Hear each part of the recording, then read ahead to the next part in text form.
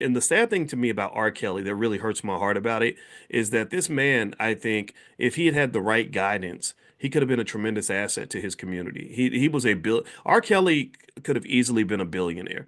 DMX could have easily been a billionaire. Mike Tyson could have easily been a billionaire. There's a lot of people that could have easily, a Biggie or Pac, if they had lived, if they'd been allowed to survive, they would have been billionaires. But these lost opportunities, what they really speak to is the fact that when we get $1 billion asset, somebody or something that has the ability to elevate our economic condition in a significant way, other people end up controlling that asset. That means that others are playing the game of powernomics and we're playing the game of strugglenomics. They're playing the game above the rim, we're playing the game beneath the floor. They're playing on level 10, we're playing on level 1. They're playing chess, we're playing checkers. So really, as a chess player myself, I know more about economics than white people do.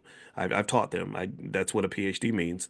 I can tell you that what we have to do as a community, if we want to win, if we want to dominate the way that we're supposed to dominate, we got to start playing chess. We got to start playing fifth dimensional chess, and that means not so much that you have to know everything. It means you have to start listening to people who do know these things. It means your children should be hearing these things. Your children should be doing better than you. Let me tell you how. In fact, your children should be doing better than me. Let me tell you how your children, those of you let me ask you this. Let me ask you this. If I ask you to consider bringing your kids to this class, the same way you send them to that white school that they go to, would you consider doing that? Would you consider? And if I promise, like I won't cuss, well, I can't say I'm never gonna, but I'm gonna try my best. Right? I'm gonna do my best. It's a generational curse. But if I promise you that I'm gonna try to keep it clean and I'm not gonna say nothing too raunchy, could you consider bringing your kid or your grandchild to class? Let me tell you why this is important. Okay. And now again, I know that we're only used to learning from white people and so they can miseducate us, but I hope you'll consider. Okay. So thank you for putting the yes there. I like intentionality. So here's what the reason I'm bringing this up and why your kid's going to be doing better than I was at that age. I did not meet my first black college professor until I was about 20 years old, maybe 19. I had never seen a black college professor before. The first black college professor I met is still one of my very best friends to this day. 30 something years later, he's still one of my best friends. His name is Dr. Tommy Whitler. And it was my sophomore year, University of Kentucky. And I was doing really well academically. I'd finally found myself, and school was going pretty well. And I was going to be inducted into some type of honor society. I don't remember what it was called. And I went to his office and I'm going up to knock on this professor's door and he comes out and I'm looking at this little black dude like, okay, why are you in the professor's office? That was how backward my thinking was. I had never seen a black college professor. University of Kentucky don't hire black people like that. Still don't, right? And I said, I'm looking for Dr. Tommy Whitler. And he said, I'm Tommy Whitler. And I'm like, what? So at that point, I'm happy about it, and he became my buddy. I mean, we started playing. We would play basketball together. He had this bright, shiny little Porsche, and he's just one of my best buddies ever. But the thing is, though, it's crazy though, right? I did not meet a black college professor until I was 19. To this day, I've never had a black teacher in a college level class. Did y'all know that? I went to undergrad, got multiple master's degrees. I got two bachelor's degrees. Could have got three if I wanted to. I just didn't want to. I got fulfilled the qualifications for multiple master's degrees, and then got a PhD. All those years of school, never once did I ever one time ever have a black professor in my class. So your child, by being in this class, your child by hearing from a black professor on a regular basis is 20 years ahead of me. Not just ahead of you and all of us. I mean, ahead of me, right? So what I'm saying is that if we can make sure that thousands, if not millions of our kids are ahead of us, then imagine what they can do. Imagine children being exposed to basic ideas of economics at an early age. Imagine if they understand simple little things like if you want to make money in America, the three ways people make money are real estate, stocks, and entrepreneurship. That's how people get wealthy. Or what if they learn little things like how to keep your poise, producer, owner, investor, saver, entrepreneur? That's the model that we teach in the Black Business School. Imagine if they learn what it means to be sturdy, systems, technology, entrepreneurship, relationships, and delegation for the youth. That's how you become millionaires. What if they learn the KID model, knowledge, investment, discipline, right? These are basic things. So what I'm saying is that elevating this economic consciousness is something that we can do, something that we are doing, something that we will do. and but I need your help. I can't do it by myself, right? So thank you for considering bringing your child to class, and we'll make it easy for you. I hope that you'll bring them tomorrow if you want to. All right, so here is the second lesson, and the other thing too is this class, in case you're new, it's built around something I call conversational learning. Conversational learning, it's easier than like sitting in a class and taking notes and having homework. That was very stressful for me. I learned a lot from men like my father by just having conversations. My mother would teach me with conversations. She would just tell me about life, and my daddy would be driving me around downtown Louisville, and he would point out, some guy, some wino on the corner. He say, "You see that? You see that MF over there?" And I'd be like, "Yeah, yes. You want to be like him? No." Well, stay away from drugs and don't drink, right? Like that's what he said. So I'm like, oh, I don't want to drink. I don't want to be like him, right? So anyway, long story short, these are the things that happen. Now, someone mentioned XRP. I do own XRP, and if you want to talk about things like stocks, specific things like that, we do Stock Market Tuesday. So every Tuesday, we do that. If you want to sign up for Stock Market Tuesdays, just go to drboystockmarket.com. That's drboystockmarket.com, and I'll tell you all about every stock and all the stocks I own, crypto, everything else. So there's a lot happening in that world. Now let's talk about this woman who is the former lead singer for In Vogue, Dawn. Well, give me her last name again. I forgot what it was. Who is who's living in her car right now, and she was on the internet kind of talking about it. My wife and I were discussing this and wondering what was really going on. The other thing that comes up, Don Robinson, that's her name. Thank you. Thank you very much for that, Curtis.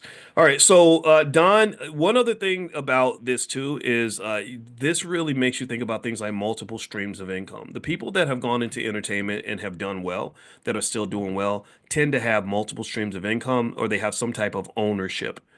These are things that are required for anybody that really wants to have sustainable economic uh outcomes. So if you're a singer in Vogue and they were young and they were beautiful, and the reality is that none of us are going to be young and beautiful forever. I was never beautiful, right? But she was gorgeous, and they were just so pretty, and they would just sing, and they're like, "You're never gonna get it." You like, and the men are like, Can I get? I want to get it, please."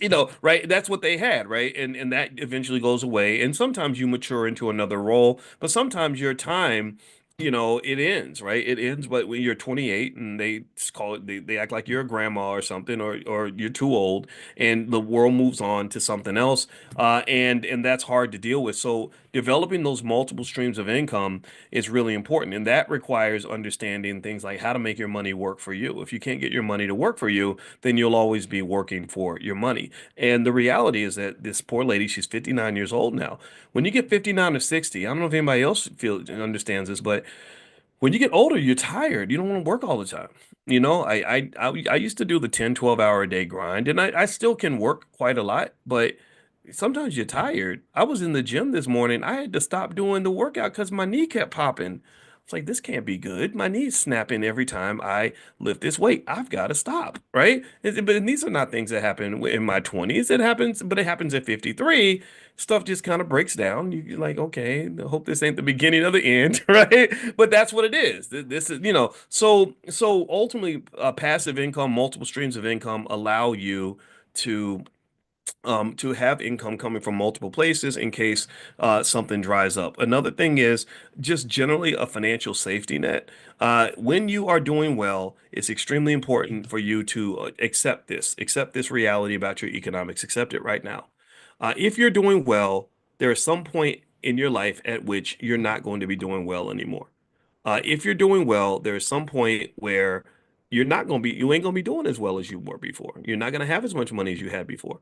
And given that that's the case, these are called economic fluctuations. This is natural. We studied business cycles and economic shocks all through. All economics is about studying risk and the chances that bad things are going to happen. And so if you go through life assuming that things are always going to be gravy and good and wonderful and money's always going to be flowing, then you're begging for an economic tragedy. You're begging for some sort of financial trauma. That's what you're begging for. And so if you walk away with anything from this discussion, from our Money in the Morning class, it's that bad things are going to happen. Winter is always coming. And I tell you guys this all the time. We talk about the stock market and stock options and all that. Uh, every time I give you good news, I try to dampen it with bad news. I say, gosh, look at all this money we made. The stock market did really well. This is amazing. But then I say, but don't forget, winter is coming. The bad days are coming. And I'm gonna tell you, sunny days, everybody loves them. But tell me, baby, can you stand the rain? The investors who can stand the rain, who have the psychological and mental fortitude to withstand the rain, tend to make wealth long term. But also, standing the rain comes down to, did you get you a damn umbrella while the sun was shining? Did you go get an umbrella? Did you spend your money on something silly? It's easier to stand the rain if you got an umbrella. If you ain't got an umbrella, you can still stay in the rain, but you're gonna get wet, right? So ultimately, you're in vogue, you're singing, you're doing your thing, you've got connections all around the world. You're known for how beautiful and amazing you are. So you've got lots of really important, powerful people that want to be in your circle. At that stage in life, if I'm mentoring her and she's my daughter or my friend, I'm saying to her, okay, let's go ahead and get it while the getting's good. Let's position ourselves for the future so that we can make sure that this propels us into something better. Again, not to say she didn't do this. I'm not making fun of her life. I'm not in any way judging in that way. I'm just pointing this out since you guys were talking about it. I say let's elevate the conversation and talk about it in a way that we're going to benefit as opposed to making it gossipy, right? The gossip of it does nothing for you. It is the lesson behind it. God gives you lessons every day. You pay tuition in the school of life all the time. You go through God's training camp on a regular basis. And when you go through those things, when you get those lessons sent to you, just hand delivered to you, you got to stop for a moment. You got to meditate and get closer to God. Consciousness is a closeness to God. That's where you meditate on it. You say, man, what can I learn from this? Where's the lesson in all this? Right? So find the lesson. That's where you get the value. Most great people who've ever like accomplished great things can tell you about some horrible tragedy that really got them to change their thinking. Right? Do you know what I mean? Like seriously, like most people who are like, yeah, I went out and I became a billionaire, but let me tell you about this horribly devastating thing that happened that changed my whole entire life. So that experience can either be an asset or a liability, depending on how you know how to process it. And that ability to process it in a healthy way is why we created the Black Financial Therapy Department. My wife, who's a therapist, we work with the best Black therapists in America to figure out the psychological barriers that keep us from building Black wealth. And we do this scientifically because I said Black folks can't build wealth until we learn how to manage the trauma, the undiagnosed, untreated trauma that exists in our community. We will never build wealth until we learn how to calm down, meditate, focus, and think through things when we're making decisions. Like I just saw something yesterday, and this is kind of related, but it's definitely related to wealth because we talked last night all about how wealth is tied to family. Family is a big part of wealth. And I heard a mom say something that I've heard other moms say before, and I wasn't sure how I felt about it, but she said, I had to make the conscious decision to take my daughter's father out of her life because I did not want my daughter growing up thinking that it's okay for a man to set low standards or to not follow through on commitments or to throw you a French fry when he should be giving you filet mignon, right? She said something like that, right? And I understood that part, your kids, you want them to have high standards, high self-esteem. You don't want them just accepting anything. But I was kind of asking, I do in case you wonder how academics think in terms of research, what we do is we like to move variables around to see what it looks like if you switch a variable, right? So in my mind, I said, I wonder what would happen if a man said that. Right? I said, I wonder what would happen if a father said, yeah, or if I came to y'all and said, um, Alicia, she doesn't really meet the standard. I told her, she told me she's gonna cook dinner at 7 o'clock, and I don't want our son growing up thinking it's okay for a woman to say she's gonna cook dinner at 7, and then she didn't cook it till 9. And that was the straw that broke the camel's back. And then on top of that, she yelled at him one time. I don't want him to ever grow up thinking that it's okay for a woman to yell at him. So we just removed Alicia from the house. We had to. It was a hard decision, but I had to make it to remove their mom from their life because their mom is she doesn't follow through on her commitments, and I need our son to grow up understanding he can't just accept anything from a woman. He can't accept a woman making mistakes all the time and always like saying things that aren't true. Does anybody see how awkward that would sound? How weird that would sound? Like really, I mean, right? Would that even make any sense, right? If a man was to say that, right? Because remember, when we decide that another person's inadequate to be a parent, that is kind of a subjective that's a subjective decision, right? You can't, I mean, because some people would say, like, well, do I really have the right to tell another person that their children should not be their children anymore? That the child you made that came from your DNA is not yours anymore because I decided that you're not appropriate for the child. Now, mind you, I picked you. I chose you, right? I picked you. That's like we start a business, we sign on the dotted line, and we both agree that we're 50% owners. And then I say, I don't like the way you're doing things. Now you may not like the way I'm doing things, but that don't matter because I'm perfect, right? My stuff don't stink, but yours does. And since your stuff stinks, I'm booting you out of the company. And I have a right to do that just because I said so. I thought that was really interesting. And I thought about that and I was like, I wonder I wonder if we should have a conversation about that and really try to figure out like what it really means to make good decisions in advance so we're not spending our lives reversing bad decisions that we personally made.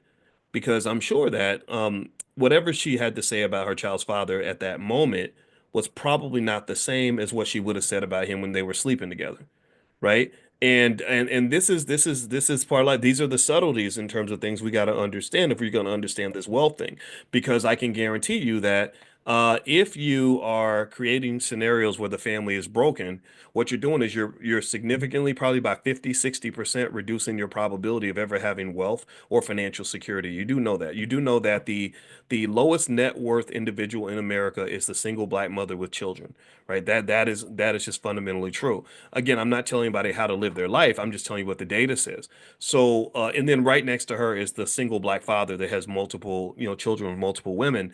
And I can tell you, if you want to know my personal, not that I'm an expert on these things, I'm married to a relationship therapist, but nobody has it right. Even the therapists, even the experts don't have it all right. You only know what's going to work for your life. But one thing that I remember learning from my father is that most things that you try to build, it's not going to be perfect.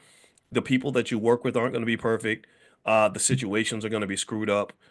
Sometimes you're going to have to fight your way through dysfunction in order to maintain the goal, right? Like if I decide I want to run a marathon, I may get injured. I remember seeing a lady, I kid you not, I saw a lady who started a marathon. This is about mindset, right? This is what's interesting.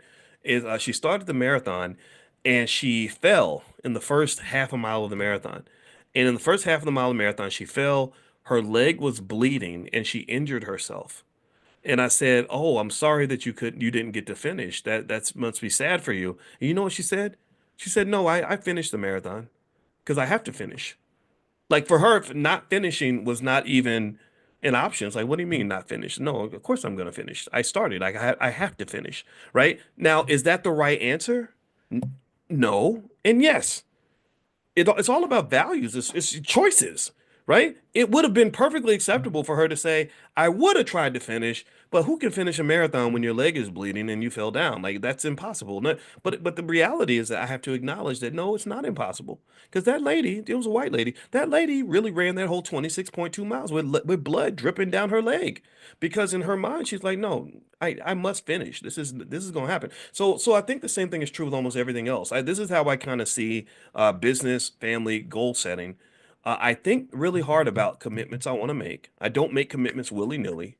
Even when it came to dating, I didn't go out and say, well, I'm rich now and I can go have sex with every girl I want. I didn't think that way. I was like, before I even take the time to put it all on the line for you, I need to get to know who you are. I need to know what's going on over here. We'll make sure I'm not walking into a landmine.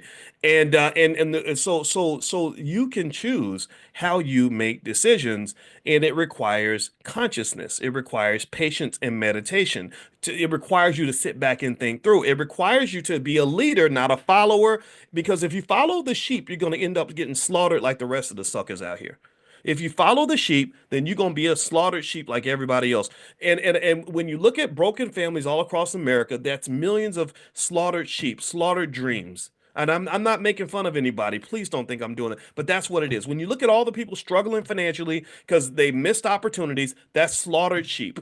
If you look at all the people who are 40 years old and beyond, who are not living the life they thought they were going to live, those are slaughtered sheep. Those are people who were led down a path, and they don't even know why they follow the path. They just followed it because everybody else was doing that. And next thing you know, they get to 35, 40 years old and they're miserable. And they're like, how did this happen? I don't know. Well, part of it's because you're not hearing me when I'm telling you, you got to think for yourself. And you have to stop for a minute and pause and say, does this even make any sense? If you can't do that, then it's the probability that you're going to end up with a big eraser trying to erase chunks of your life. Like, I'm going to erase my child's mother because because I shouldn't have had a baby with a stripper. I'm going to erase my financial situation because I got too many student loans and too much debt. I'm going to have to erase this over here because I got a criminal record now and I don't know, not making fun of anybody. I get it. We all make mistakes. But consciousness and careful decision making can minimize the number of regrets that you have. That's what I'm saying, right? Because these are critical decisions and they do affect your economics, whether we like it or not. Everybody wants to talk about how I can figure out a way to get rich now from my situation. And the honest to God reality is as a financial doctor, I feel like I've got patients that come into my office and you've got one patient who says, I've been eating right and exercising for the last 20 years, and I want to know how to be healthy. That's easy. Okay, well, here's what you do. Keep doing what you're doing. Let's do a little more of this and do a little more of that. Take these vitamins and you're good.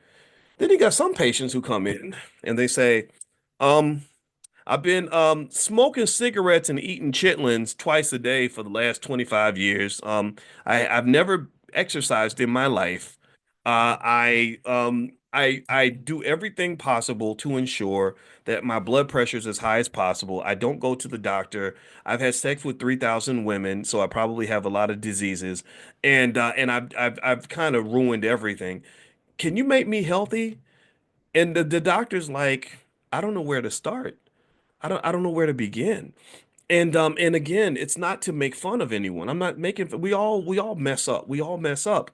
But I think that what does happen is that because we don't set standards in our society, we don't challenge people to be their best. Like we don't really believe in black excellence. George Fraser came in and talked about that. He said we use the term black exceptionalism now because everybody thinks everything is black excellence. Even Diddy was saying that Cardi B and her husband Offset were black excellence. And now Cardi, and in case you want to know how that story ended, Diddy's in jail. Cardi was on Twitter and talking to 100,000 people about how who her husband was sleeping with, right? As they're going through this very nasty, very ugly public divorce, and it was just ghetto. It was ghetto as hell. And I'm like, ain't nothing about none of this reflective of black excellence. Not that there's something wrong with these people. They probably need help. They probably just need therapy. That's what they need, right? And so ultimately, you got to make a decision, man. Are your decisions going to make sense or not?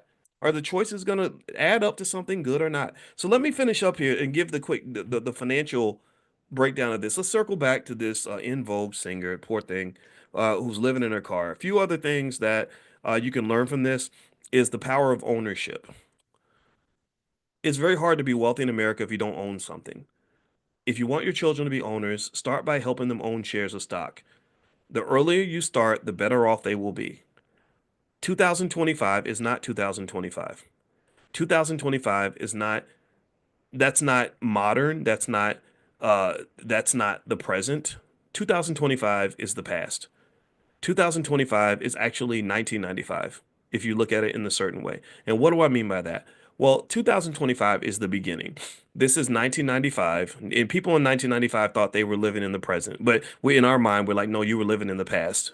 Right? Or people in the 1930s thought they were the new Negroes and the modern Negroes with modern technology, and we laugh at their technology, right? Think about how you watch old videos of people from your great grandpa's age, and they're doing the Charleston and driving these rickety, raggedy cars, really thinking that they were like some fancy Negroes. They really thought they were modern, right? They didn't have airplanes, for most people anyway. They were just kind of a new thing.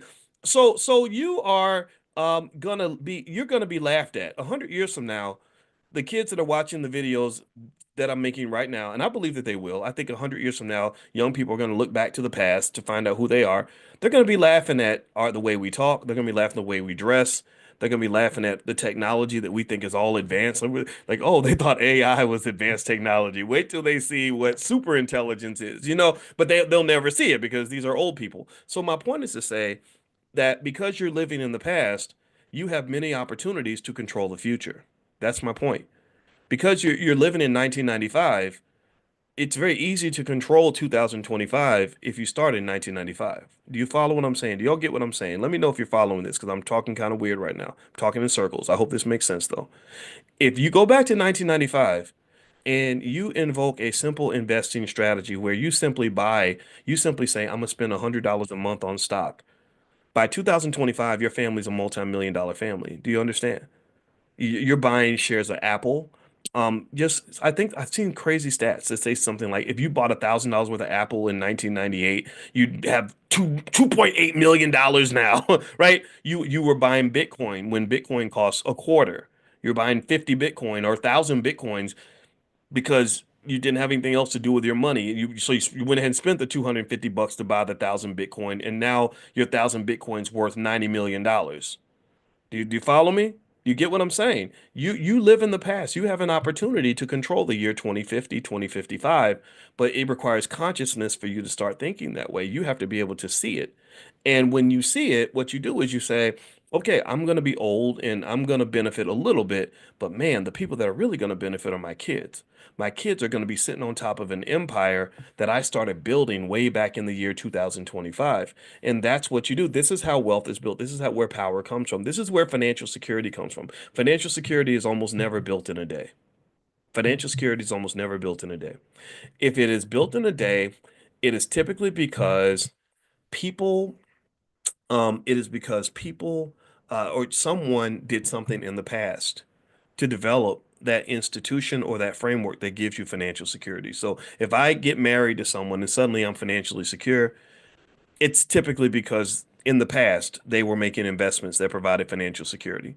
Or if I get a job and I feel like I'm financially secure because I have a job now, well, chances are that company was built 80, 90 years ago and somebody did the work to make that thing financially secure. If I feel financially secure because I got a TV or a movie deal, well, it's because 100 years ago, you had people that Meyer, I forgot his name, his first name, people like that who started companies like MGM and Warner Brothers and all that, and they went through the struggle to build the financial security, right? So two things are true from that. Number one, I might think I'm financially secure, but really I'm not because other people actually control my financial security, which means that whatever they created for me, they can take it away from me in a second. A lot of entertainers learn this. They think that they are doing well because the record label's sending them big checks, and then the label stops sending checks, and then suddenly they're living in their car and they don't know what happened, or they're mad about their royalties or whatever.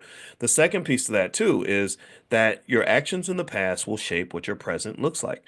The reason I can sit in this house in the present is because at some point in the past, somebody made a diagram and built a house and put all the, bricks and the wood and whatever else into this house to make the concrete to make this thing into an institution or into a structure that I am able to live in that is secure that protects me from the weather outside. Do you understand? So, institutions are not built in a day. I encourage you to consider doing this. Why is this important? Well, because the black community, our culture, unfortunately, is heavily swayed toward entertainment, which is very, very economically dangerous, extremely economically dangerous. It makes us very vulnerable to economic colonization of various forms. 60% of NBA players and 78% of NFL players face some type of financial distress or bankruptcy within 5 years of retirement. This is so. Here's the deal. Look, think about this. This is crazy. Look at how many of your little black boys want to be basketball and football players.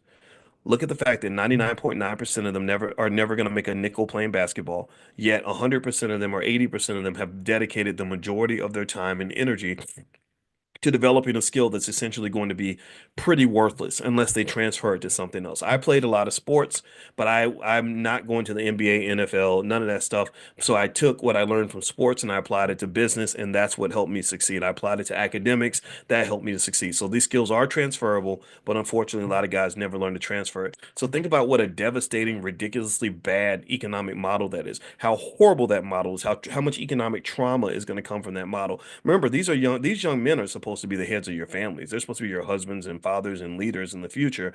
And a large percentage of them are going into an industry that is basically a dead end industry for 99.9% of them. And then for that 0.1%, for that one out of 10,000 kids that gets a chance to go into the NBA or NFL, what is that? 60% of them are bankrupt within 5 years, or sorry, facing financial hardship, not necessarily bankrupt. 78% of the NFL players face financial hardship. So even your talented, not even your talented 10th, your talented 0.1%, like you're the guy that's 6'8", 240 pounds that can run the 40-yard dash in 4.4 seconds, even he's facing financial distress years after retirement. This is due to a lack of economic consciousness, a lack of an economic plan, a lack of economic understanding.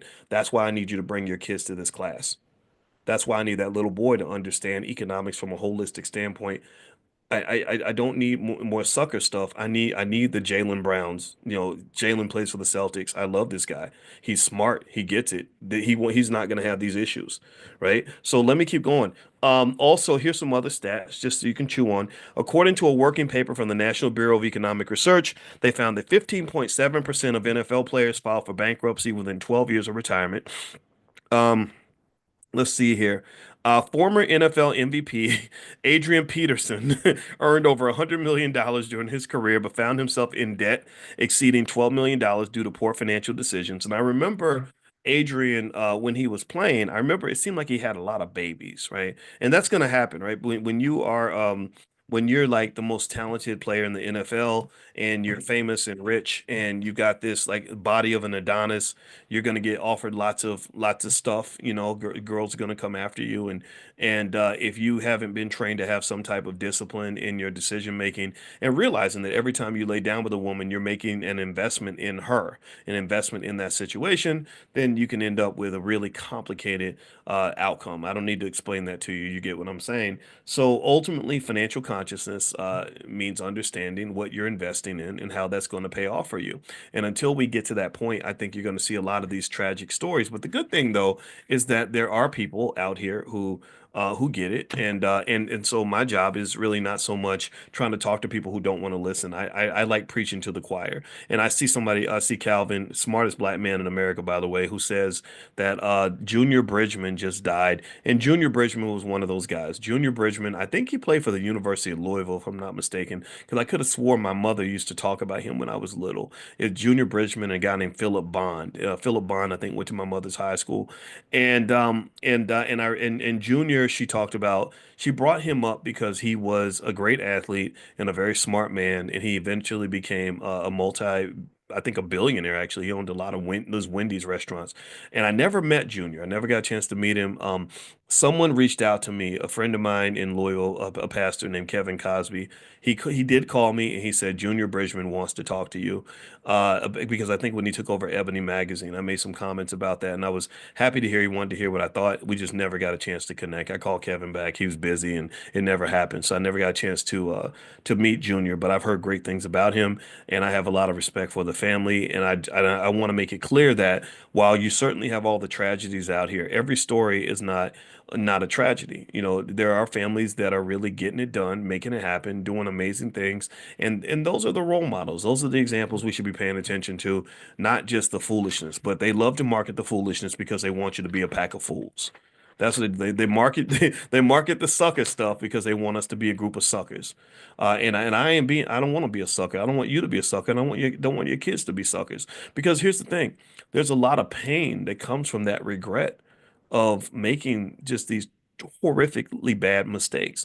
And what makes it so unfair is that when you do it, when you're making the mistakes, like when you have a 17-year-old who tries Molly because his favorite rapper tells him that Molly is cool, and yet then he's having seizures when he's 23 years old or sitting up in rehab instead of out accomplishing things.